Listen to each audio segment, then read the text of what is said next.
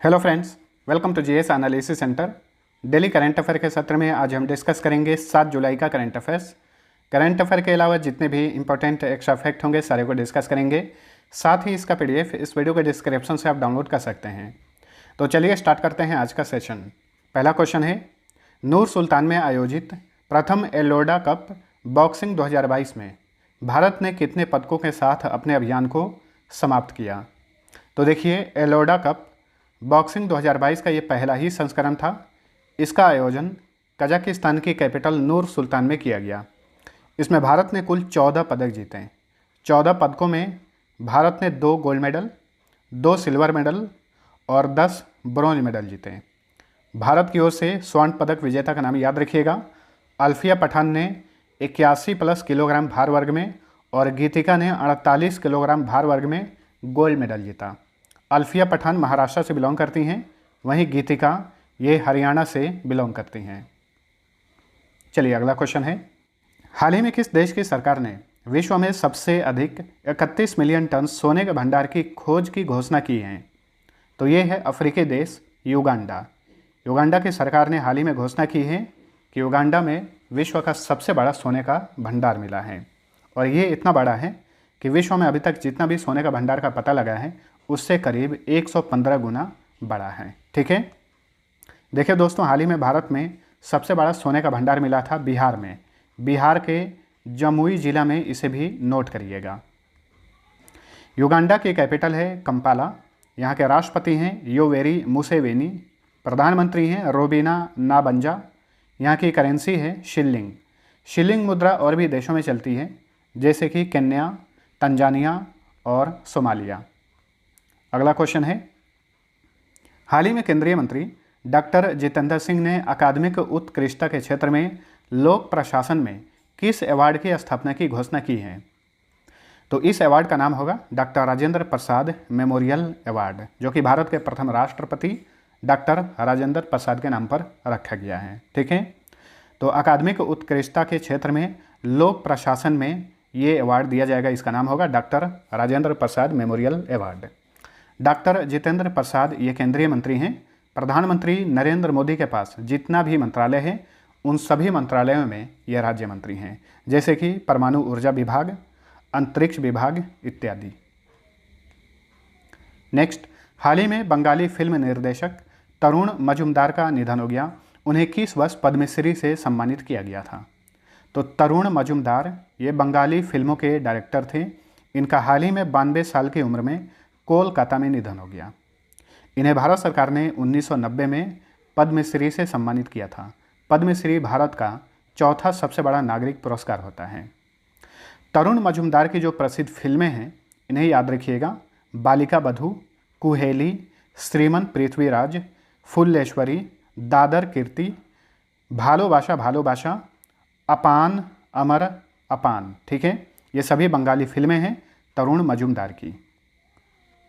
Mind master निम्न में से किसका संस्मरण है? तो देखिए, ये पुस्तक इसी महीने 15 जुलाई को लॉन्च की जाएगी। ये भारत के प्रथम chess grand master Viswanathan Anand का संस्मरण है।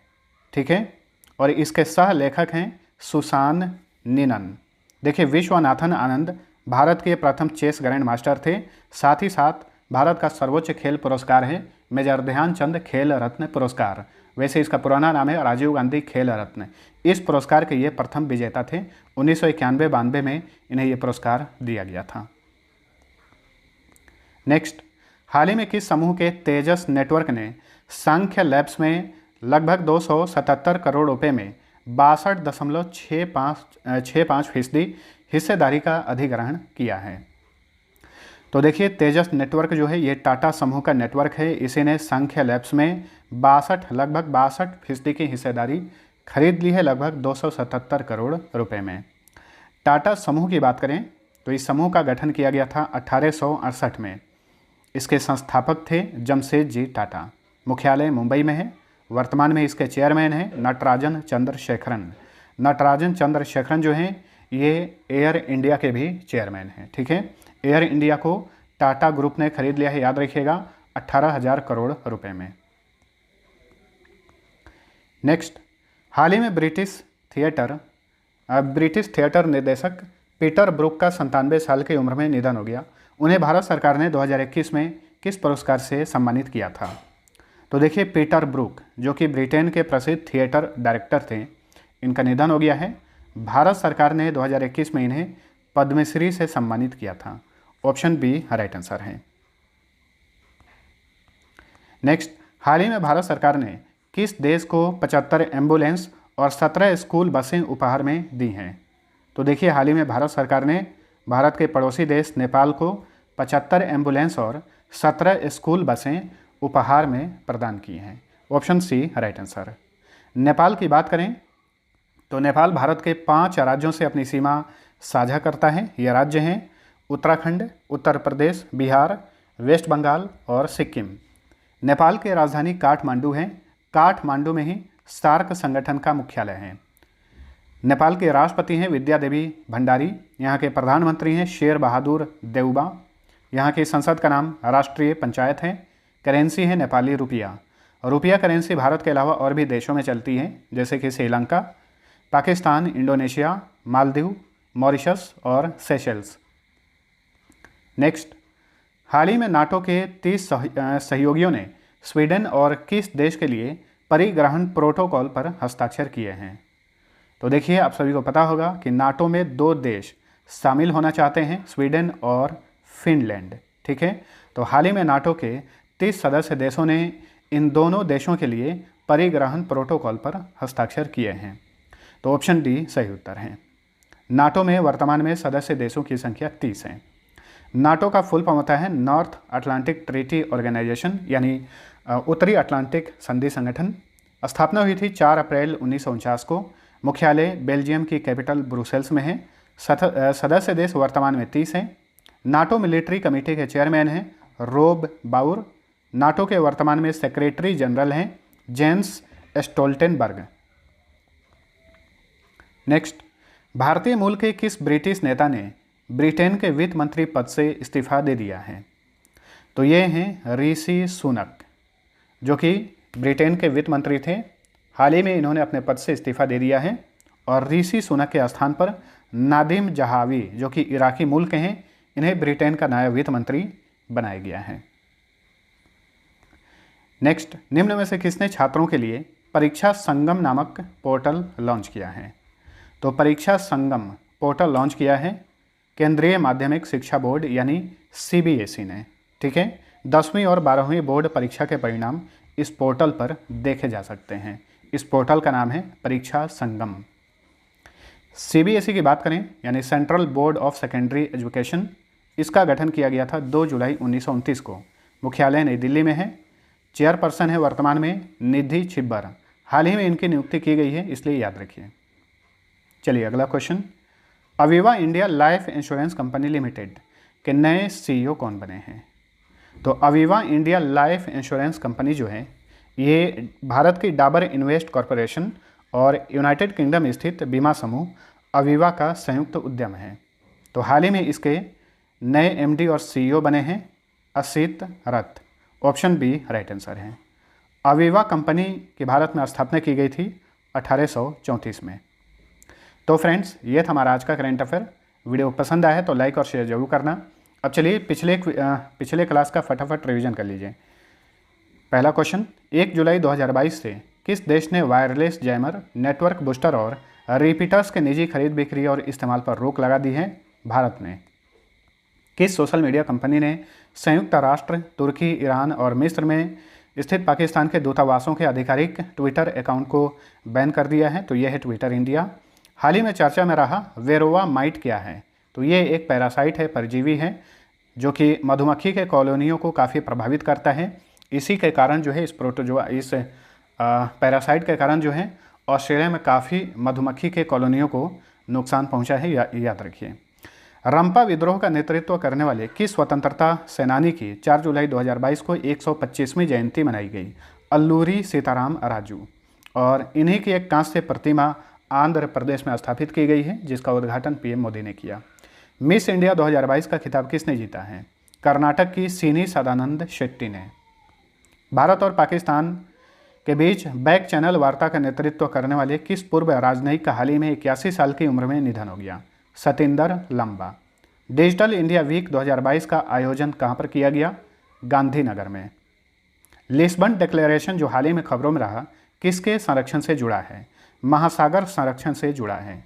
देखिए दोस्तों, हाल ही में यूनाइटेड नेशन द्वारा महासागर सम्मेलन का आयोजन पुर्तगाल की कैपिटल लिस्बन में किया गया। इसी सम्मेलन के दौरान लिस्बन डिक्लेरेशन को अपनाया गया। बैंक बोर्ड ब्यूरो को रिप्लेस करने के लिए किस नए निकाय का गठन किया गया है? Financial services institution bureau. पुरुष एकल वर्ग में मलेशिया ओपन बैडमिंटन टूर्नामेंट 2022 का खिताब किसने जीता? डेनमार्क के विक्टर एक्सेल्सन ने। नवीनतम पुस्तक Gandhi and the Champaran Satyagraha select reading के संपादक कौन है? सुरंजन दास। विदेशी योगदान विनियमन अधिनियम में किए गए नए संशोधन के अनुसार भारतीय बिना अधिकारियों को सूचित किए विदेश में रहने वाले अपने रिश्तेदारों से साल में कितना रकम मंगा सकते हैं? अधिकतम 10 लाख रुपए। पहले ये 1 लाख रुपए था। वर्ल्ड गोल्ड काउंसिल के अनुसार वैश्विक स्वर्ण पुनर्चक्रण में भारत किस स्थान पर है? भारत चौथे स्थान पर है। पहले स्थान पर चीन है। सुप्रीम कोर्ट द्वारा गठित प्रशासकों की समिति की सहायता के लिए सलाहकार समिति का अध्यक्ष किसे नामित किया गया है? रंजीत बजाज को। ग्लोबल स्टार्टअप इकोसिस्टम रिपोर्ट में अफोर्डेबल टैलेंट में एशिया में किस राज्य को पहला स्थान मिला है? केरल को। पोकरबाजी.com के ब्रांड एम्बेसडर कौन बने हैं? शाहिद कपूर। केंद्रीय अल्पसंख्यक मामलों के मंत्री मुख्तार अब्बास नकवी ने हाल ही में कहां पर 5वें वैश्विक फिल्म पर्यटन सम्मेलन का उद्घाटन किया? मुंबई में। हाल ही में E.N. सुधीर का निधन हो गया। उनका संबंध किस खेल से था? फुटबॉल, और ये गोवा के रहने वाले थे। फार्मूला 1 ब्रिटिश ग्रैंड प्रिक्स 2022 का खिताब किसने जीता है? कार्लोस सैंज जूनियर ने, जो कि स्पेन के हैं। महाराष्ट्र विधानसभा के नए स्पीकर कौन बने हैं? राहुल नार्वेकर। और इस तरह से ये देश के सबसे कम उम्र के विधानसभा स्पीकर बनाए गए हैं, याद रखिए। हाल ही में किस राज्य सरकार ने राज्य की महिलाओं के लिए नारी को नमन योजना शुरू की है? हिमाचल प्रदेश ने। Microsoft partner of the year award 2022 किसने जीता है? HCL टेक्नोलॉजी ने। अखिल भारतीय आयुर्वेद संस्थान की निदेशक तनुजा नेसारी को किस देश की संसद ने आयुर्वेद रत्न पुरस्कार से सम्मानित किया है? UK की संसद ने। स्पोर्ट्स और e-commerce market place fan code के ब्रांड एम्बेसडर कौन बने हैं? भारतीय क्रिकेट टीम के पूर्व मुख्य coach Ravi Shastri. State ranking index for NFSA 2022 के अनुसार राष्ट्रीय खाद्य सुरक्षा अधिनियम के कार्यान्वयन के मामले में कौन सा राज्य पहले स्थान पर है? इसमें ओडिशा पहले स्थान पर है। अब लास्ट क्विज का आंसर जानिए। पहला क्वेश्चन था पिग्मी जनजाति का निवास क्षेत्र डैश है? तो कांगो बेसिन, जो कि अफ्रीकी नदी है कांगो नदी, तो कांगो बेसिन क्षेत्रों में पिग्मी जनजाति पाई जाती है।